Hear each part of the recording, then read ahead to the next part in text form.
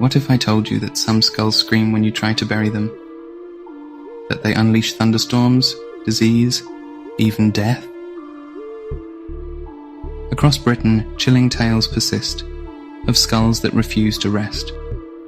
Skulls that must remain in the homes they haunted in life. Because if you try to move them, they scream. They are known as screaming skulls, and their stories are stranger than fiction. But what exactly are screaming skulls? Welcome to You Should Be Scared. I'm your host, Taylor Davies, and this is your number one destination for everything mysterious and unexplained. Screaming skulls are human remains, usually just the head, that are said to cause supernatural disturbances when moved, buried, or hidden away. And these aren't just ghost stories. In many cases, locals still swear that the skulls remain in place to this day, kept in cupboards or even on display, for fear of what might happen if they are disturbed. The phenomena usually involve mysterious sounds, groans, screams, knocking, sometimes poltergeist activity. But in more extreme cases, entire households report chaos, livestock dying, family members falling ill, and in at least one tale, thunder and lightning storms wreaking havoc until the skull is returned. Let's explore some of the most famous and feared cases across England. Number 1. Theophilus Broome. In 1670, Theophilus Broome died and was buried at the village church, but before his death, he gave a peculiar instruction. He wanted his head severed and kept in his home. Why, you may ask? Because he believed it would grant him peace. However, some think it was perhaps part of an ancient superstition. His family ignored the strange request and buried him whole. But soon unexplained noises filled the house. Knocking, groaning, and horrid sounds that seemed to echo through the halls. Eventually, his skull was exhumed by his terrified family and placed in a cupboard in his home, and the disturbances immediately ceased. For over 300 years now, Theophilus Broome's skull has remained there, and no one dares move it.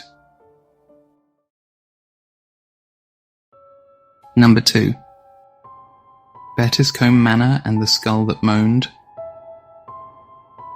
This might be the most famous case of all.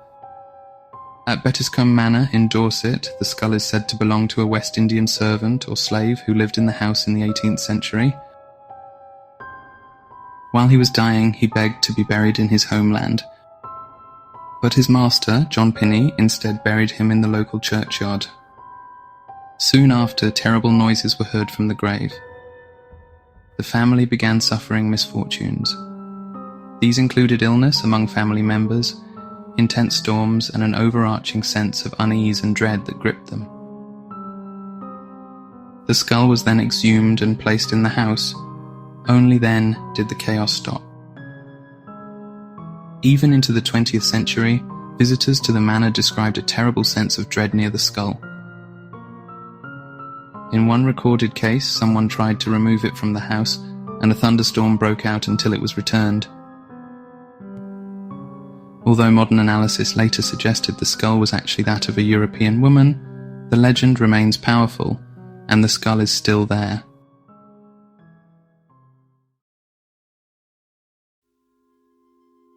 Wardley Hall, Greater Manchester.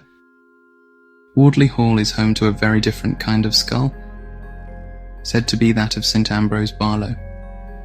St Ambrose was a Catholic priest who was executed during the English Civil War in 1641. His skull was displayed on a spike at Manchester before eventually being returned to the hall.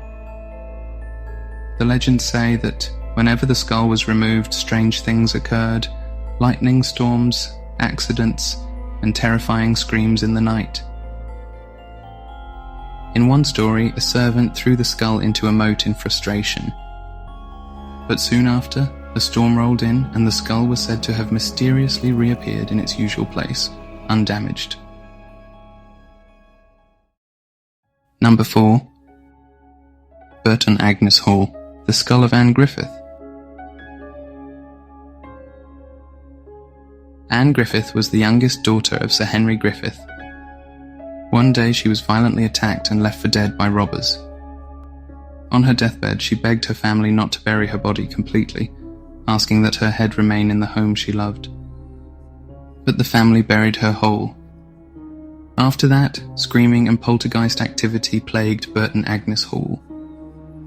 The disturbances grew worse until her skull was dug up and returned to the house. To this day, it is said to be walled up somewhere inside the mansion, and it has never been disturbed again. So where did these stories come from?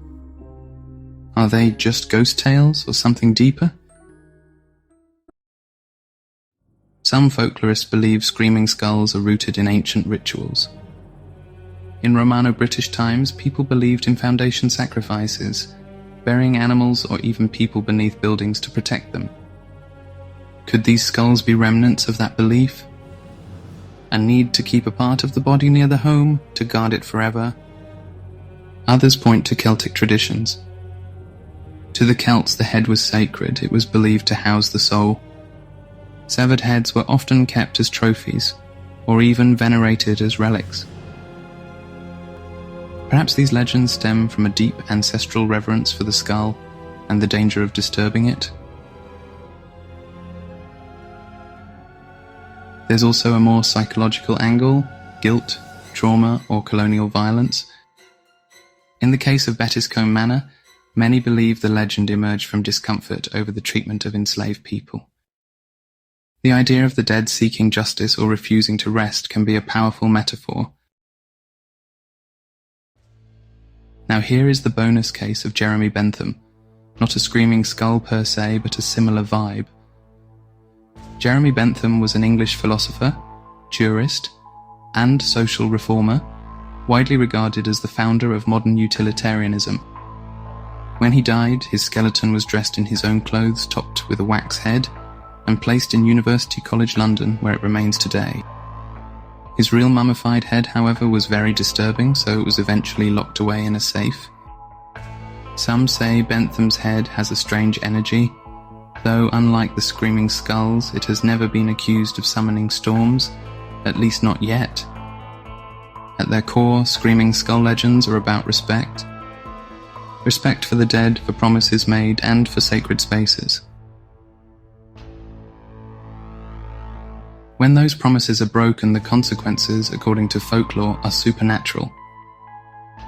But maybe that's the real fear, not the skull itself, but what it represents.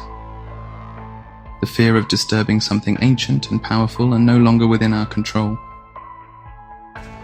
These stories may be myths, or they may be warnings.